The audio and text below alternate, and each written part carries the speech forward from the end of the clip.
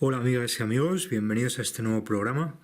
Me gustaría hablar hoy de Jordi Cuixart y Jordi Sánchez, a los que se les está llamando los Jordis, que son los máximos responsables de dos asociaciones independentistas, respectivamente Òmnium Cultural y ANC, Asamblea Nacional de Cataluña, que están teniendo un papel muy importante en esta revolución de color que padecemos en Cataluña y en España, y que me temo que van a seguir desempeñando un papel central, ¿no? Yo desde un principio ya he sospechado, ¿no? Porque en cuanto he visto que los dos se llaman Jordi, que tienen un cierto aire parecido, y la importancia también de San Jordi, que vamos a ver ahora, pues ya he dicho, aquí hay gato encerrado, ¿no?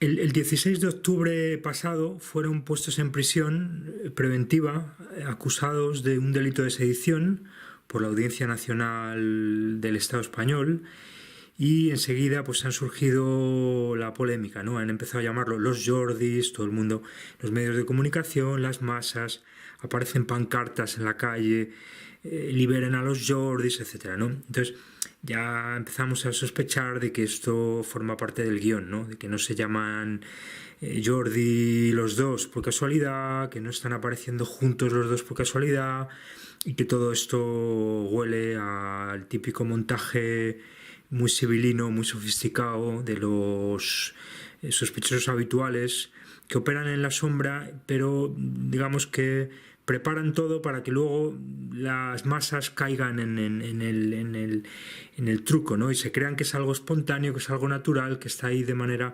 Y sin embargo no se dan cuenta del profundo simbolismo que todo esto tiene, ¿no?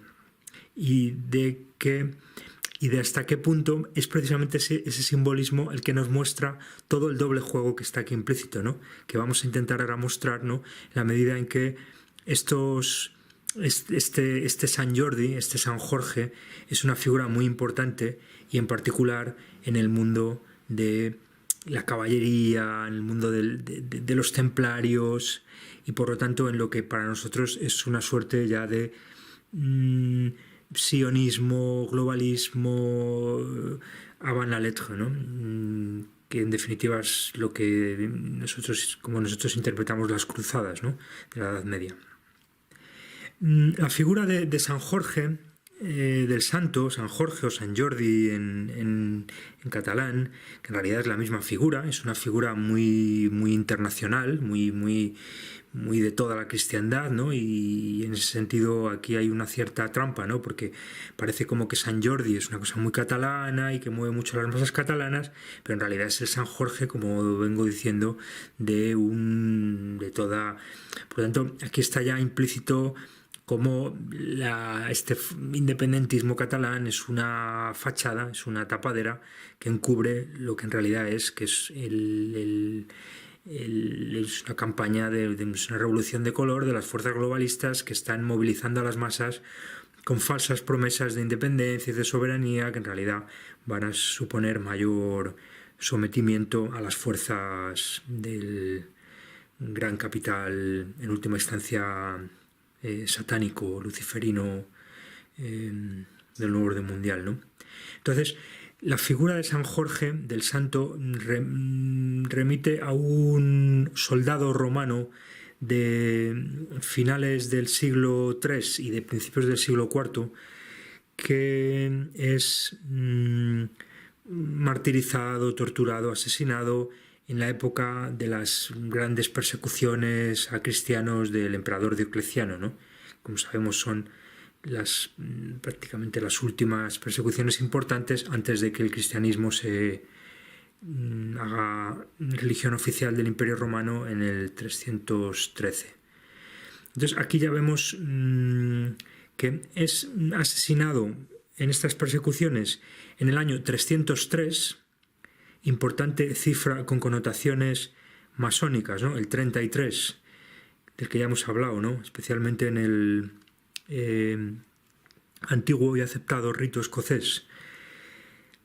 Pero lo interesante, como hemos mostrado, es que esta cifra 303 vuelve a estar presente como conmemoración de una fecha muy importante, que es 1714, el sitio de Barcelona, en el que Barcelona, el 11 de septiembre, es derrotada por las tropas borbónicas, ¿no? En la guerra de sucesión en la que los Borbones se imponen a los Austrias.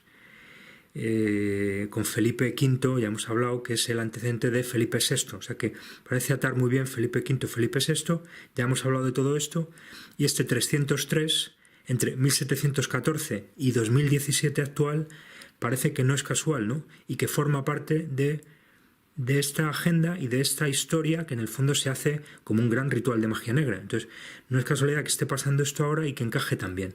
Y por lo tanto, no es casualidad tampoco que aparezcan estos Jordis en escena, porque de alguna manera lo que está implícito es esta figura heroica de este Jorge de Capadocia, pero que, como vamos a ver ahora, en época ya de los templarios se transforma sustancialmente esta figura, ¿no?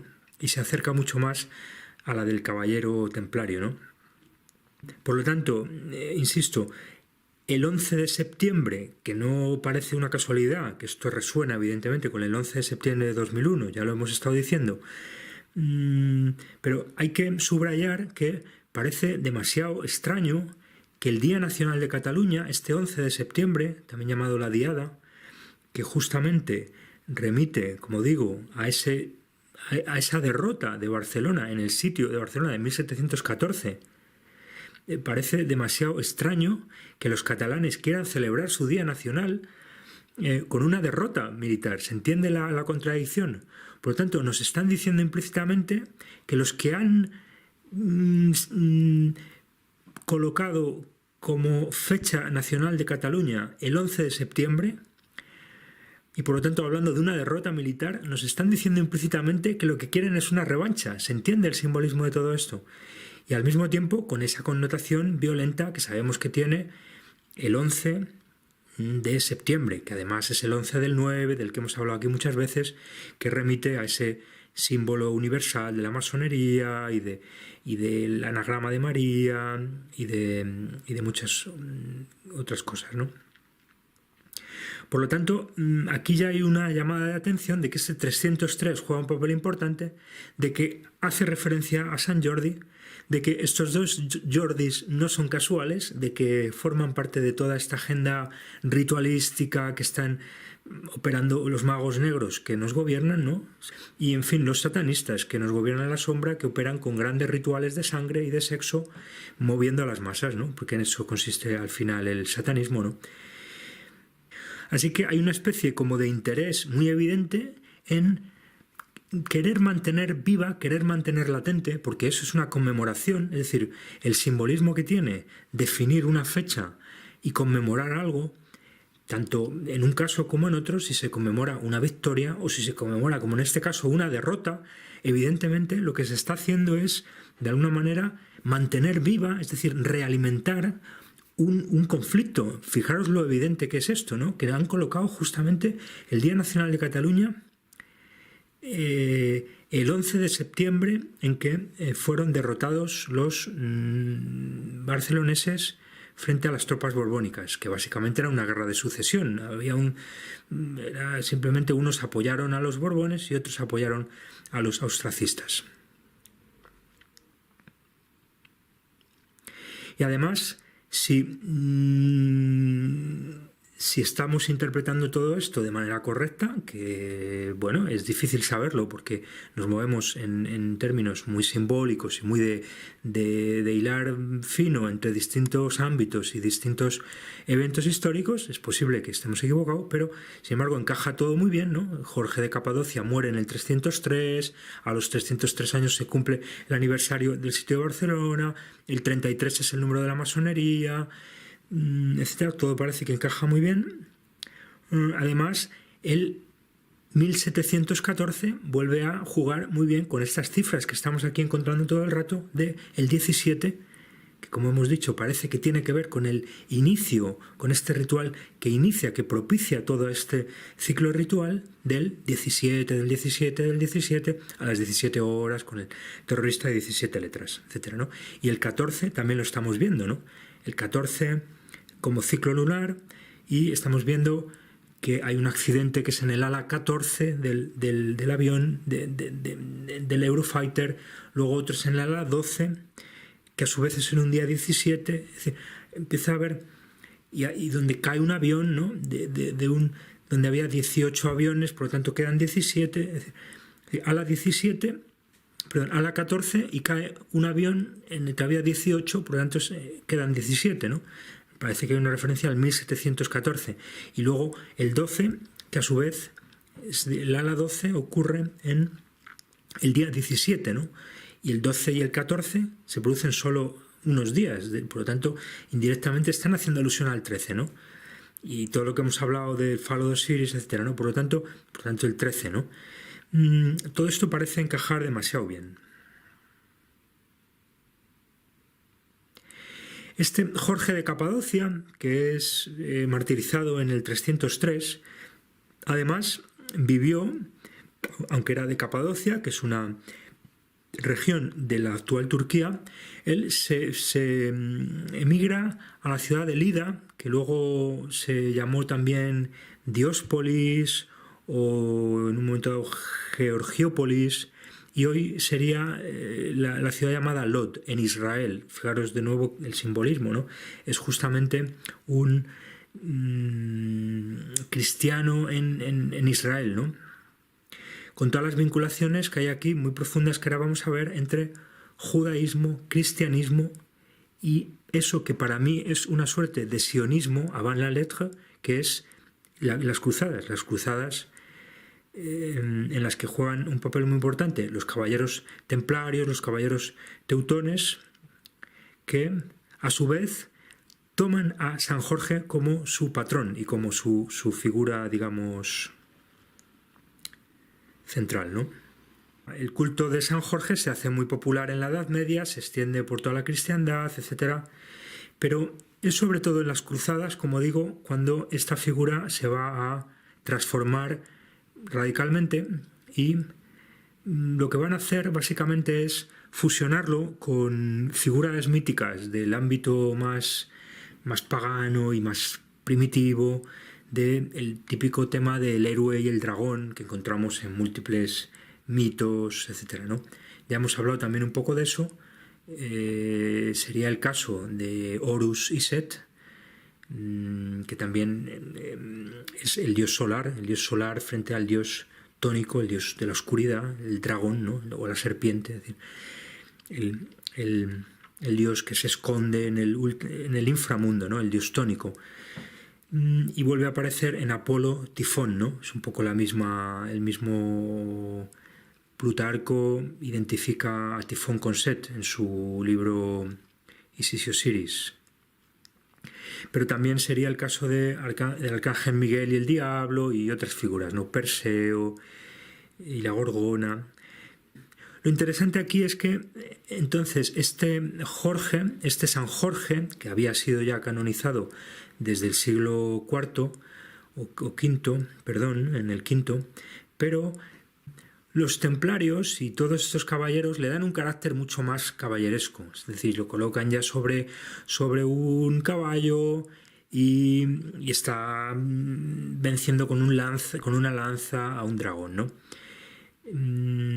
Evidentemente todo esto es una operación de recuperación de esa figura del San Jorge anterior y al mismo tiempo de propaganda y de lavado de imagen de la empresa criminal, imperialista, sibilina, satanista de los templarios y de los caballeros afines a los templarios, ¿no? Utilizando la técnica de siempre, ¿no? Hay que fabricar al malo, ¿no? Como hacen hoy con los terroristas y con tantas cosas, hay que fabricar al malo para poner en escena al bueno, ¿no? Y legitimar la violencia del bueno contra el malo, ¿no? Por lo tanto, hay que colocar en escena al dragón para que la violencia de San Jorge, que en el fondo es un violento, es decir, el símbolo, se legitime frente a la violencia del dragón, ¿no? Con la doncella de trasfondo, etcétera, porque al final no deja de ser una estructura trinitaria, ¿no? Que siempre es lo que está funcionando, ¿no?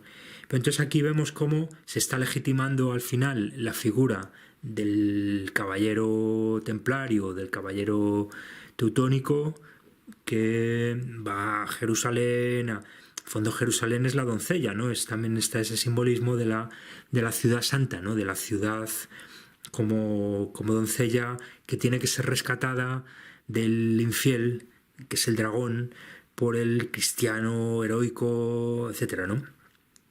Pero lo cierto es que en todo este movimiento de las cruzadas hay implícito algo que está también muy presente hoy en la masonería, es decir, hay una vinculación muy profunda entre estas órdenes de caballeros medievales y la masonería, como ha contado mucha gente, ¿no? Los templarios no desaparecen, se reciclan en otras órdenes, muchos de ellos emigran a Escocia, donde aparecen también la masonería, que sabemos que aparece fundamentalmente en Inglaterra, etcétera, ¿no?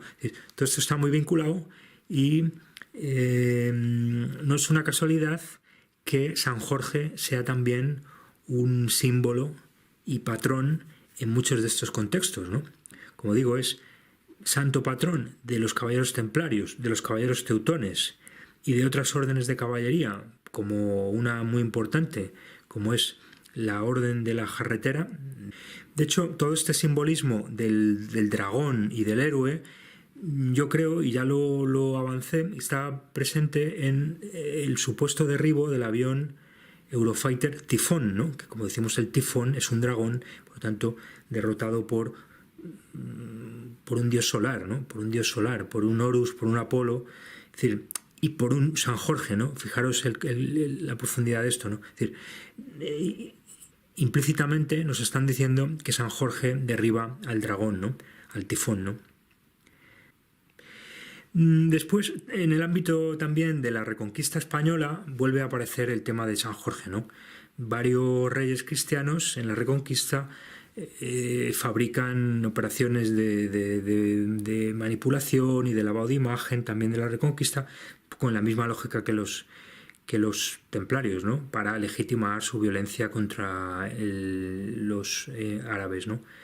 Y luego también San Jorge es patrón de varias órdenes militares españolas, como la Orden de San Jorge de Alfama del siglo XIII, fundada por el rey Pedro II de Aragón, que luego se fusiona con la Orden de Montesa, y además tiene una presencia muy importante, particularmente en el ámbito de Aragón y de Cataluña, ¿no? Como digo, varios reyes cristianos utilizan a San Jorge como operación de lavado de imagen de la Reconquista y dicen que San Jorge les ha ayudado a luchar contra los moros y se ha presentado en el campo de batalla y todas esas historias legendarias.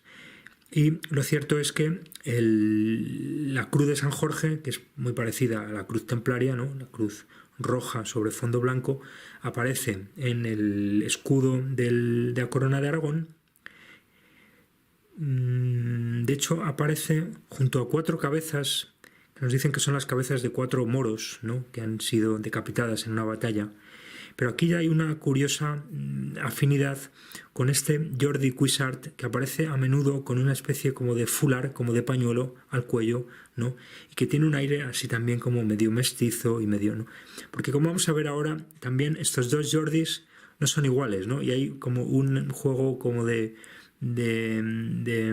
vamos a ver que parece que encarnan, como ha sugerido también algún seguidor, las figuras de Don Quijote, otro caballero, evidentemente, y Sancho, ¿no? Su escudero. Y de hecho, Aragón es otra de las comunidades que, según nos ha contado Pierre Hillard, formaría parte de la eurorregión Pirineos-Mediterráneo, con otras regiones del sur de Francia, ¿no? Midi-Pyrénées y Languedoc-Roussillon.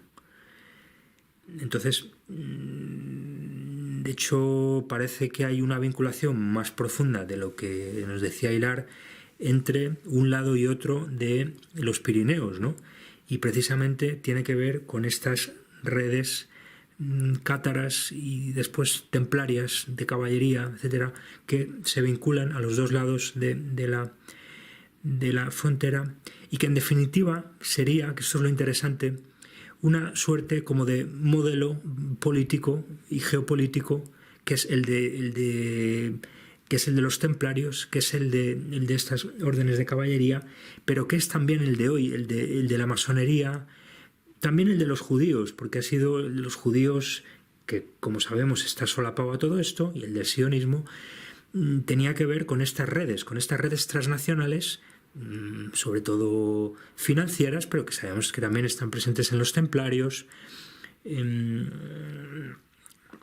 incluso también en los jesuitas. Es decir, hay toda una lógica de doble juego que es como que de cara a la galería, en lo superficial, operan estas estructuras visibles, nacionales, que generan un determinado tipo de cohesión, pero que están siempre tensadas como por otra estructura de otro orden que se está como solapando y que al mismo tiempo las está como cruzando en sentido transversal. ¿Me explico? Es decir, que es la red judía financiera de la que nos han hablado algunos economistas no dominantes, ¿no? Y que es también la red de los templarios y que es hoy las redes del globalismo y que es en definitiva la red del nuevo orden mundial, que está jugando como a varios niveles, ¿no? Y esto es lo que es importante comprenderlo, ¿no? Y que nos vuelve a poner de manifiesto hasta qué punto esta figura del Jordi, del Sant Jordi catalán y de los dos Jordis que están apareciendo ahora en escena, en realidad solo superficialmente son figuras catalanistas, independentistas, pero en un sentido mucho más profundo son figuras que encarnan esa figura del San Jorge sionista avant la lettre, me explico, ¿no? Esa figura de ese templarismo y de ese movimiento cruzado medieval, pero que es exactamente el mismo que el que hoy pervive en la masonería y en particular en muchas de las órdenes secretas que hoy nos gobiernan en la sombra, que se declaran neotemplarias. Es decir, hay una vinculación muy profunda, y de esto nos han hablado además gente que las ha conocido muy de cerca o ha formado parte de ellas, o MK Ultras, nos han hablado los James Casbolt, nos han hablado los Max Spears, Jolene Joyce Baker, a la que hemos entrevistado en el programa con Juan Lancamp. Hay una vinculación muy profunda entre ese templarismo medieval y el neotemplarismo, que en definitiva sigue estando en el corazón de este poder religión en la sombra, que en definitiva utiliza, como hacían los templarios, el ritual de sexo y de sangre y el satanismo y las figuras del Baphomet. Es decir, que si tuvieron tanto poder y etcétera, es porque el poder no se adquiere, digamos, siendo una hermanita de la caridad, se obtiene utilizando medios poco recomendables. Entonces, San Jorge es muy importante en Cataluña, ¿no? El día de Sant Jordi, toda esa tradición de la rosa y del libro, que no deja de ser también una tradición que remite a toda esa idea del caballero, de la rosa, del rosicrucianismo, pero y lo vemos en muchos sitios, ¿no? Como vemos en el escudo de la corona de Aragón, también en el escudo tradicional de Cataluña encontramos 4 cuarteles, 2 de ellos con las barras de Aragón y otros 2 cuarteles con la cruz de San Jorge. Encontramos en diversos escudos tradicionales, como este del siglo XVI o este otro de la Real Junta de Comercio de Cataluña de principios del XIX. Básicamente tienen la misma estructura, y a mí me parece muy curioso que aquí ya tenemos las dos cruces de San Jorge. Fijaros que de lo que estamos hablando en definitiva es de los dos San Jordis, ¿no? Es decir, hay una especie de resonancia simbólica muy curiosa que yo creo que funciona a nivel subliminal de las dos cruces de San Jordi y de los dos Jordis, ¿no? Que refuerza todo lo que estoy diciendo, ¿no? Que esto es un guión muy elaborado que ha hecho gente muy culta y que opera en este marco ritual, ¿no? Y luego lo volvemos a encontrar en la bandera de Barcelona, volvemos a encontrar los 4 cuarteles con 2 de ellos las barras de Aragón y otros 2 con las cruces de Sant Jordi, ¿no?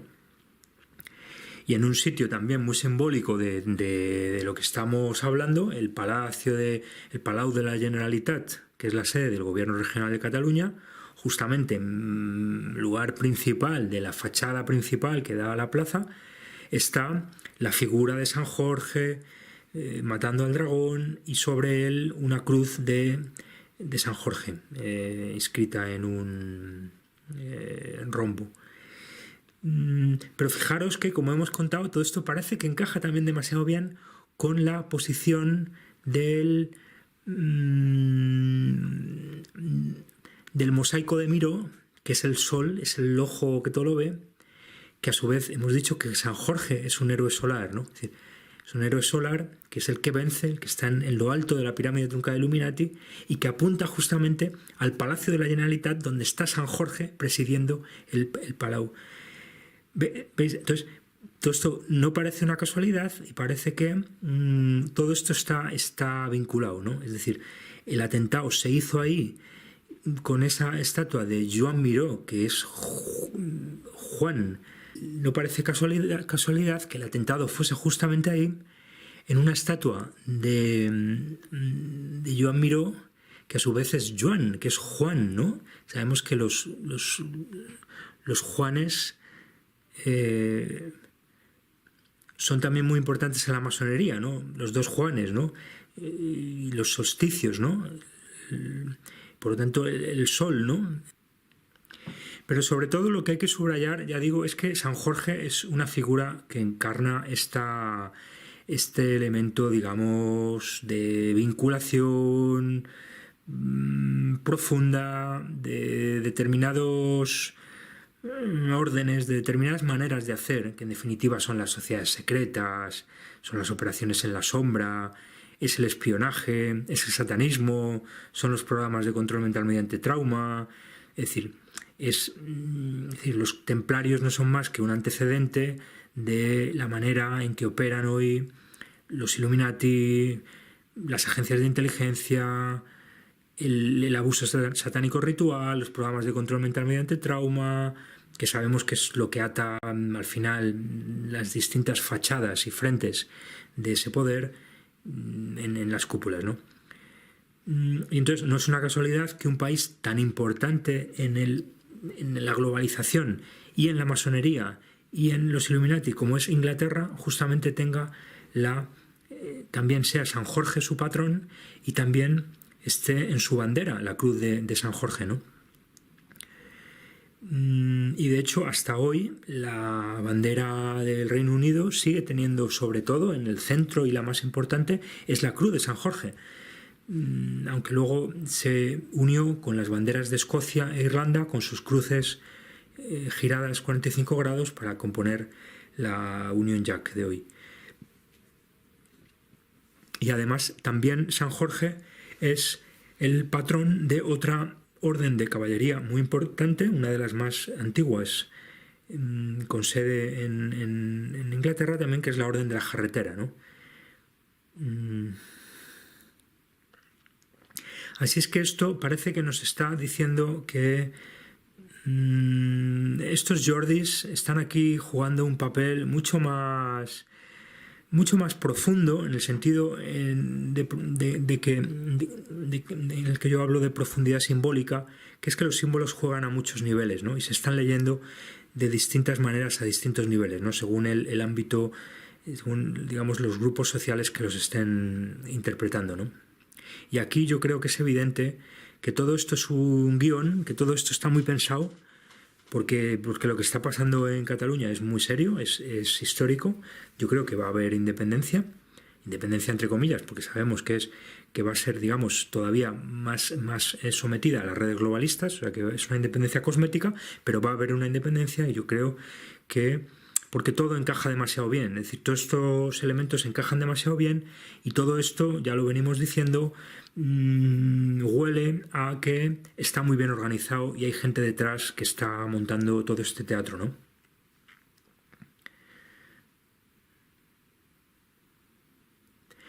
Y entonces, después de todo lo que hemos dicho, no parece una casualidad que estos dos Jordis, Jordi Cuixart y Jordi Sánchez, aparezcan a menudo juntos, ¿no? Es decir, nos los muestran juntos.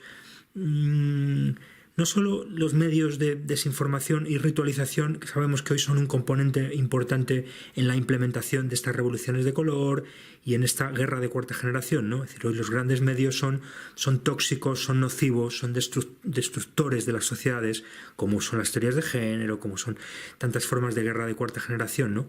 Es decir, hay una dinámica, digamos, regresiva, muy perversa, donde un montón de agentes de la sociedad empiezan a destruir esa misma sociedad, ¿no?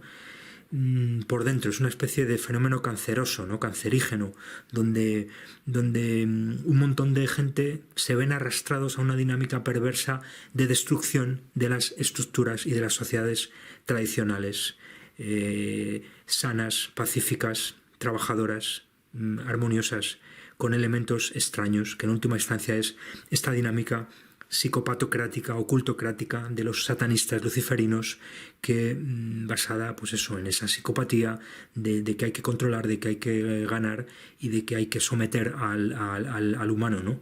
Con los métodos más perversos y más psicópatas, ¿no? Entonces están atrapados en esa dinámica sin saberlo. Cuando a gente que no se mueve en estos ámbitos le dices que es el satanismo lo que lo mueve todo, se ríen, se les hace mucha gracia, como si tú fueras un loco, porque no han comprendido toda esta compleja dinámica de todas estas correas de transmisión que hay en el seno de las sociedades, que hacen que finalmente muy pocos controlan a muchos con técnicas muy sofisticadas, muy civilinas, que estamos intentando desvelar, ¿no?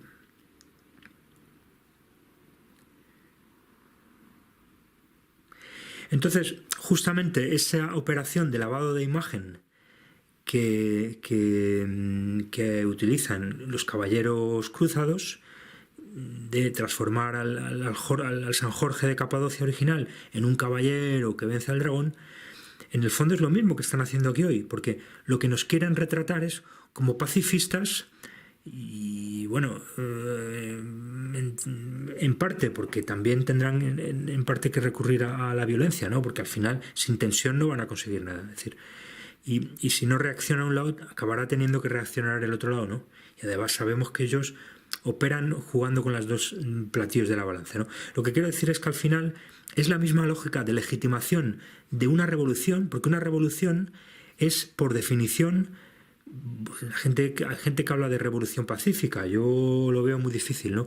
Yo creo que, por definición, las revoluciones son revoluciones violentas, ¿no? Y luego lo que hay, o al menos la gran mayoría de las revoluciones, son revoluciones violentas. Y lo que hay después es una gran operación de propaganda y de lavado de imagen para vendernos como pacífico, como legítimo, algo que ha sido un movimiento de violencia, ¿no? Es decir, yo creo que la principal resistencia hoy es el conservadurismo, pero en el sentido más profundo del término. Es decir, conservar lo humano, conservar la tradición, conservar a los pueblos sanos, honrados, con diferencias entre hombres y mujeres, con grandes diferencias que hacen a los pueblos ricos, en lugar de toda esa perversa progresividad, perverso progresismo, que de nuevo es un lavado de imagen, ¿no? La noción de progreso, para ocultar que lo que hay es una dinámica cada vez más bárbara, más violenta, pero al mismo tiempo más sofisticada, más civilina, más encubierta, que nos vende como progreso lo que en realidad es un proyecto de dominación terrible, terrorífico, dominado por estos satanistas, ¿no? Entonces, justamente aquí encaja a la perfección en una revolución de color que es justamente eso, nos venden como pacífico, nos venden como la defensa del derecho a la autodeterminación y a la libertad de los pueblos y a la democracia, lo que en realidad, y lo saben muy bien los que lo están organizando, es una acción premeditada, muy organizada a nivel global de desestabilización de un Estado que puede ser mejor o peor. Yo no siempre critico a toda forma de poder y critico al Estado español, y sus clases políticas son tan corruptas como el resto de las clases políticas, o al menos los políticos más importantes, porque en esto, como en todo, hay pirámides y hay grados, pero en todo caso, más vale un orden constituido que una revolución supuestamente pacífica, pero que es violenta, como es violento el San Jorge matando al dragón, ¿se entiende? Y que en última instancia no va a ser mejor más que para unas élites muy minoritarias, y va a ser peor para todos los pueblos, ¿no? Que en definitiva es del lado del que yo me pongo, ¿no? Tanto del pueblo catalán como del pueblo español, como del resto de los pueblos del mundo, y sobre todo de nuestro contexto hispánico, que es el que en definitiva conforma nuestra cultura, ¿no?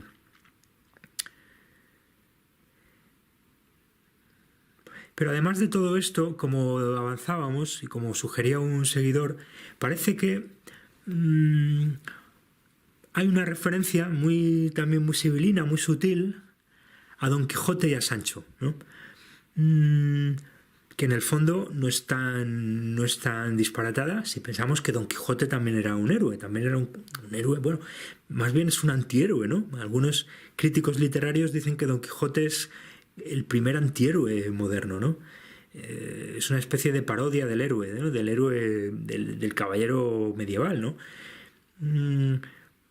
Y que encaja muy bien con todo lo español, ¿no? Con esa España de un pasado imperial perdido, que se ha convertido en un país, pues...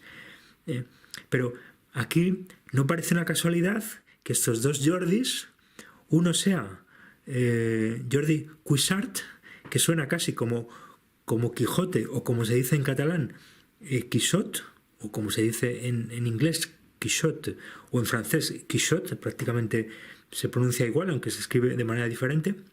Y tampoco parece una casualidad que Jordi Sánchez sea como Sancho. Y además no parece una casualidad que los dos sean muy parecidos, Cuixart a Quixote y Sancho a Sánchez, o Sánchez a Sancho.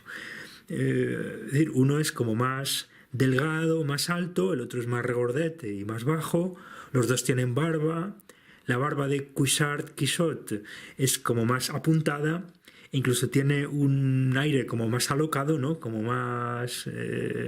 mientras que el Sancho Sánchez parece que tiene un aire como más bonachón, como más humilde, ¿no? Y como decía, es muy curioso que siempre aparecen juntos, ¿no? Es decir, el evento, el acto que los ha llevado a ser procesados es que participan en una especie de escrache que hacen los independentistas a las fuerzas de seguridad del Estado, donde aparecen otra vez los dos juntos, los dos aparecen subidos en un coche, es decir, aparecen subidos en un coche como Quijote y Sancho aparecen subidos en caballos, ¿no? Y luego, como digo, todos los medios de desinformación y ritualización los muestran y los llaman juntos, ¿no? Los Jordis, ¿no? Y siempre hablando de los dos Jordis a la vez, ¿no? Es decir, todo esto es como muy sospechoso, ¿no? E incluso quizás ya exagerando en esta tendencia conspiranoica, es curioso que también otro Jordi muy importante en Cataluña, seguramente la figura política más importante de las últimas décadas de Cataluña, que es Jordi Pujol, por cierto, implicado en casos, Jordi y toda su familia, y muchos de su familia, en casos de corrupción política y de temas de corrupción, etcétera. Es curioso que vuelva a ser otro Jordi, ¿no? Es como si aquí estos Jordis vinieran a funcionar como una especie de cortina de humo simbólica, ¿no? Como subliminal, de manera que hablando de estos Jordis ya no se habla del otro Jordi, me explico, ¿no? Una especie también como de lavado de imagen, ¿entendéis, no? Yo creo que estas cosas, aunque no somos conscientes de ellas, nuestras mentes funcionan mucho más así de lo que parece.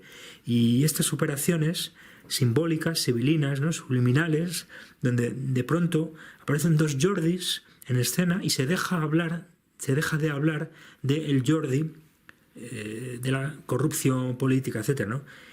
Y a su vez todo esto me parece que tiene mucho que ver con toda una tendencia que estamos viviendo y que seguiremos viviendo estas próximas décadas, de una especie como de cambio de paradigma político que se va a jugar progresivamente, no de aquí a mañana, sino a décadas vista, de, digamos, transición desde una política clásica, que era la de los partidos políticos y los estados y las democracias representativas, etcétera, hacia un modelo de poder que va cada vez más a ser el del nuevo orden mundial, donde aparecen toda una serie de instituciones y de organizaciones no específicamente políticas, pero que tienen de facto poder como lo tenían los políticos, ¿no? Es decir, al mismo tiempo que se va vaciando de soberanía los estados de la política clásica y los partidos y los políticos de la política clásica,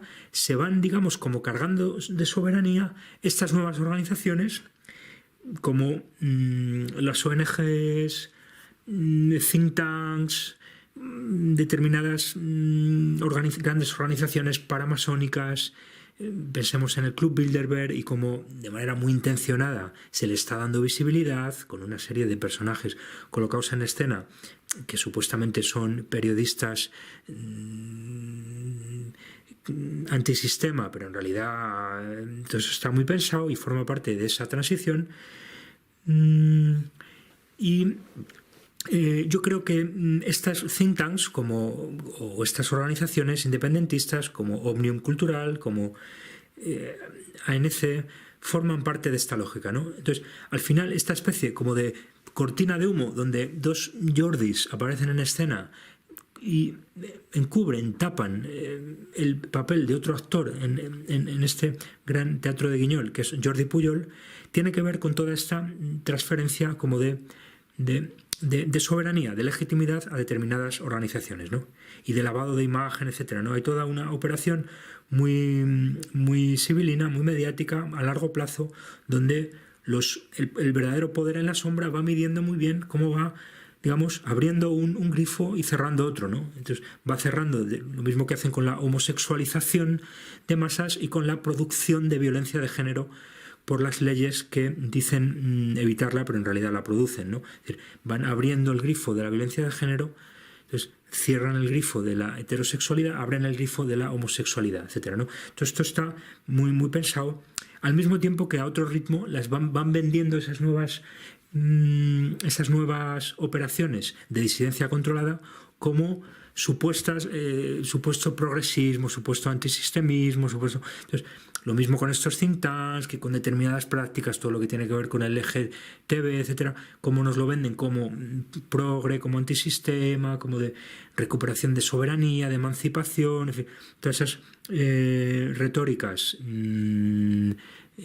tan manipuladoras de los fanáticos del género, cuando lo que están encubriendo es la destrucción intencionada, aunque muchos de ellos fanáticos no lo saben, que están contribuyendo a esa destrucción, la destrucción de las sociedades tradicionales fértiles que se regeneran, etcétera, etcétera, ¿no? Y la misma lógica a este nivel, ¿no? De hecho, los casos de corrupción están surgiendo, también está muy medido, es decir, ellos miden muy bien, saben que el affair Levinsky con Bill Clinton, los distintos casos de corrupción van surgiendo y también forman parte de esta deslegitimación progresiva de los estados de derecho, al mismo tiempo que se legitiman otras estructuras políticas alternativas, aunque no sean políticas específicamente, pero sí políticas en el sentido de que tienen poder y de que acaban moviendo y conformando las sociedades, ¿no? más cerca de la ingeniería social que de la política clásica, de la elección de ideologías, etcétera, ¿no? Que cada vez tiene menos poder, ¿no? Y entonces todo esto nos lleva finalmente a lanzar una interpretación mucho más profunda y mucho más compleja, que no se entenderá a no ser que se conozcan un poco los programas de control mental mediante trauma, que es el de la gemelaridad, ¿no? O el gemelamiento. En los programas de control mental mediante trauma, en los MK Ultra, los Monarch, uno de los elementos centrales que permite comprender muy bien cómo funciona esto es el gemelamiento, ¿no? El tuning, donde enfrentan a dos gemelos o a dos gemelos rituales, que no tienen por qué ser exactamente dos gemelos biológicos, es decir, simplemente la idea es que haya una identificación de dos figuras muy parecidas, ¿no? Por edad, por rol, etc. Y luego en un momento dado el que un gemelo sacrifique al otro, ¿no? Y eso genera la disociación mental, genera lo que ya hemos dicho aquí que es central, que es hacer de la víctima el verdugo, ¿no? Y genera en definitiva a la psicopatocracia que nos gobierna en la sombra, ¿no? Es decir, la técnica de gemelamiento es central, eso lo han comprendido, Kubrick lo ha comprendido muy bien, ¿no? Y lo vemos en muchas de sus películas, esta idea del gemelamiento. Sin ello no vamos a comprender Eyes Wide Shut, no vamos a comprender 2001, Una Odisea del Espacio. Pero entonces aquí yo creo que están jugando con esta misma lógica, que es la de los gemelos rituales, ya digo, no biológicos, gemelos rituales, y por eso es tan importante que aparezcan juntos, que haya una, digamos, vinculación simbólica entre esos dos Jordis, para, en un momento dado, que se produzca algún tipo de ritual sacrificial. ¿Me explico?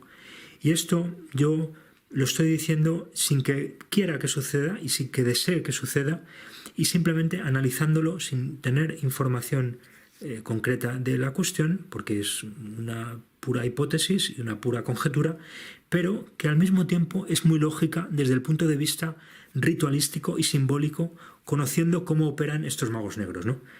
Y conociendo además que la estrategia fundamental va a ser retratar como víctima en general a todo el catalanismo y como verdugo a todo el estatalismo, ¿no?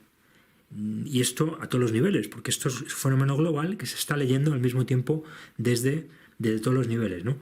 Por lo tanto, no solo las masas independentistas, sino también algunas de las figuras muy representativas de este independentismo catalán y de esta forma de hacer política de nuevo cuño, que es esta política, digamos, no formal de los think tanks, de las asociaciones, de las, etcétera, ¿no? Que movilizan más a las masas precisamente porque se están desgastando los modelos políticos tradicionales, pues entonces no sería de extrañar que los magos negros que están orquestando toda esta operación en la sombra, en un momento dado recurran a una técnica de gemelamiento que consiste en sacrificar uno de los dos gemelos.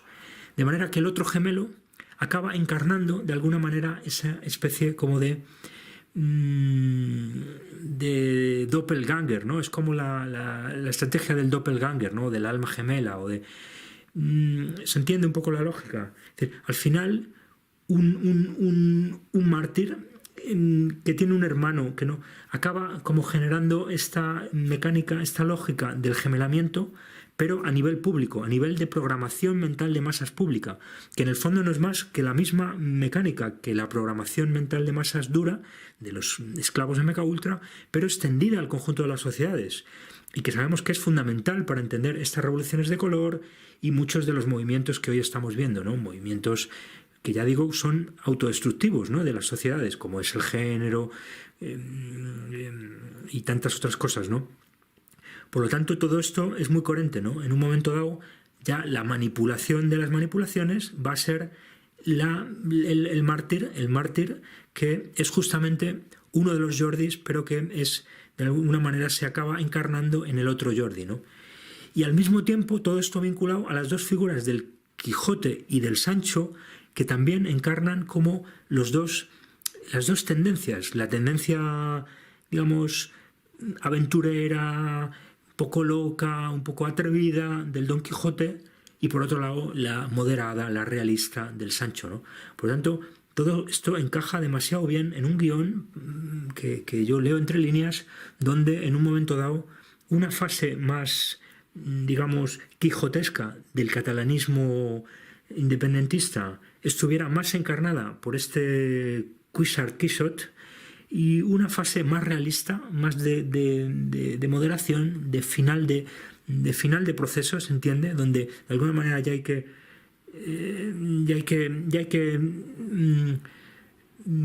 poner los pies sobre la tierra y llegar a un pacto, llegar a un acuerdo con las otras fuerzas. Estaría encarnada por la figura del Sánchez Sancho, ¿no? Se entiende, ¿no? Y ya digo que no es que yo desee que ocurra nada de esto, ni que tenga ninguna información al respecto, sino que simplemente lo estoy interpretando en términos puramente ritualísticos, simbólicos, como si fuese una película, que en definitiva es como funciona la realidad. Hay una película que luego los magos negros que manejan los hilos se encargan de que esa película se convierta en real, pero en realidad, primero y antes que todo, hay una película, hay un guión que se lleva a la realidad. Entonces, analizando toda la realidad en términos cinematográficos, literarios, simbólicos, ritualísticos, vamos a comprenderla mucho mejor que creyendo que son fenómenos espontáneos, realistas, que ocurren porque, etcétera, ¿no? Y bueno, amigos, esto sería un poco todo por el momento. Muchas gracias por vuestro interés y vuestra atención, y hasta la próxima.